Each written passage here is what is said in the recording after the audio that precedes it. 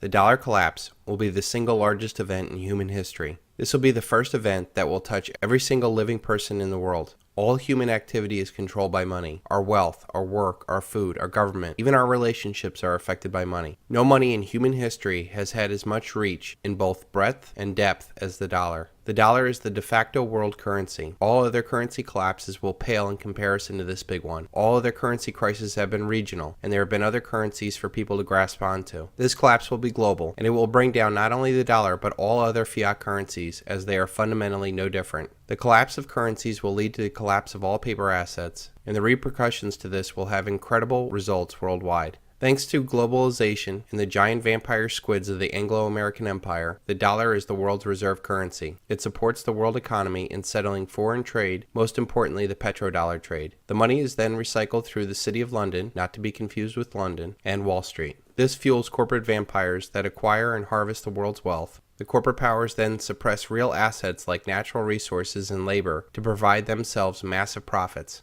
This fascist, statist, collectivist model provides the money into the economy to fund an ever-increasing federal government. The government then grows larger and larger, enriching its minions with jobs to control their fellow citizens. Finally, to come full circle, the government then controls other nations through its military-industrial complex. This cycle will be cut when the mathematically inevitable collapse of the dollar happens. In order for our debt-based money to function, we must increase debt every year in excess of the debt and interest accrued the year before, or we will enter a deflationary death spiral. When debt is created, money is created. When debt is paid off, money is destroyed. There is never enough to pay off the debt because there would not be $1 in existence. We are at a point where we will either default on the debt or create more money in debt to keep this cycle going. The problem is, if you understand anything about compounding interest, we are reaching a hockey stick moment where the more debt that is incurred, the less effective it is, and this leads us to hyperinflation. There are only two actors needed for this hyperinflation: the lender of last resort, the Federal Reserve, and the spender of last resort, the government. These two can and will blow up the entire system.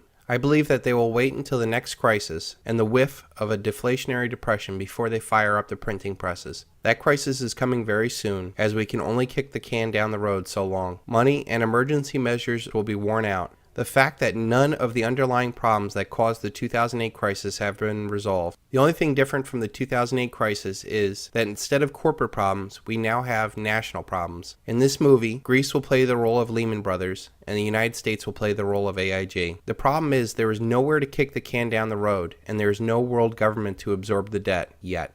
This leads me to the top 5 places not to be when the dollar collapses. Number 1 on this list, I believe, is Israel. This Anglo-American beachhead into the Middle East was first conceived by the most powerful family in the world, the Rothschilds, in 1917. The Balfour Declaration said that there would be a Zionist Israel years before World War II and the eventual establishment of Israel. Israel has not been a good neighbor and has always had the biggest bullies on the block at its back. When the dollar collapses, the United States will have much more on its plate, both domestically and internationally, to worry about this non-strategic piece of land. This will leave Israel very weak at a time when tensions will be high. This very thin strip of desert land will not be able to stand the economic reality of importing its food and fuel, or the political reality of being surrounded by nations that don't care for it. Second on this list, I feel, is Southern California. The land of fruit and nuts turns into battlefield Los Angeles. 20 million people packed into an area that has no food and water is not good, to say the least. Throw on top of it huge wealth disparities and the proximity to a narco state, and this does not bode well. We have seen the riots for Rodney King,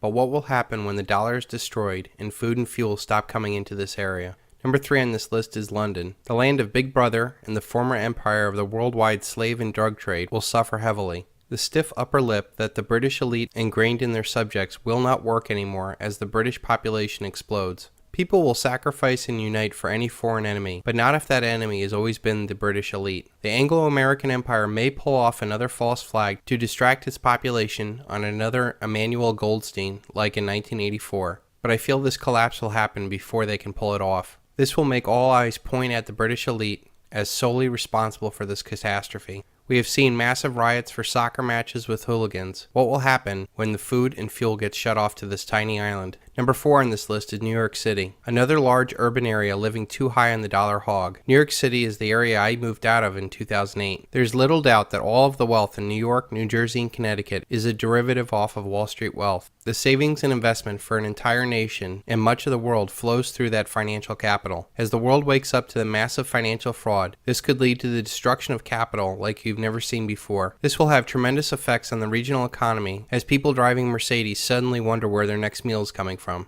The fifth and final place not to be when the dollar collapses is your local metropolitan area. Urban areas in general are a very bad place to be during currency collapses. Too many people packed into tight areas, totally unprepared and dependent upon a dollar paradigm is the last place you want to be when the dollar collapses. You can ignore reality, but you cannot ignore the consequences of ignoring reality. Ayn Rand. To sum it up, those areas that lived highest on the hog in the dollar paradigm will most likely be the worst places to live when the dollar collapses. Most that live in urban areas will probably pass this off as doom and gloom, but rest assured, this dollar collapse is happening. It is a mathematical inevitability. We will not be as fortunate as to muddle through this collapse like we did in 2008 when it was a corporate problem. This time around it is a national or a global problem. The global Ponzi scheme has run out of gas as demographics decline, as abundant cheap oil declines, as our global power declines. This comes at a time when we reach our exponential or collapse phase of our money. The irresistible force paradox says, what happens when an unstoppable force meets an immovable object? We are about to find out when infinite money hits a very finite world.